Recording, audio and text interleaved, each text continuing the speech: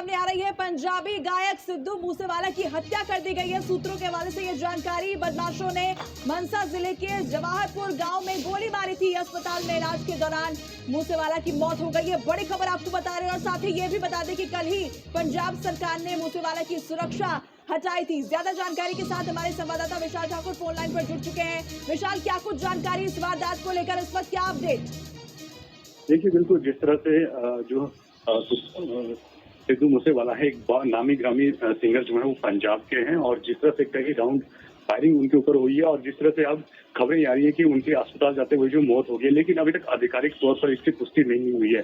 लेकिन जिस तरह से एक बड़े सिंगर को कई राउंड गोली मारी गई है, तो कहीं ना कहीं अब सवाल उठना जो है वो लाजमी है। और जिस तरह से सिद्धू मूसेवाला अगर बात करें तो इन विधानसभा चुनावों में वो कांग्रेस के टिकट पर वो चुनाव लड़े थे और वो हार गए थे वहां पर चुनाव। लेकिन जिस तरह से अब उनके ऊपर कई राउंड फायरिंग हुई है, उनके साथ 2 लोग अन्य भी घायल हुए हैं।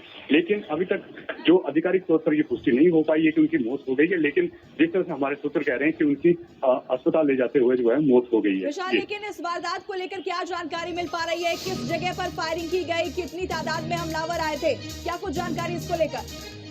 देखिए, अभी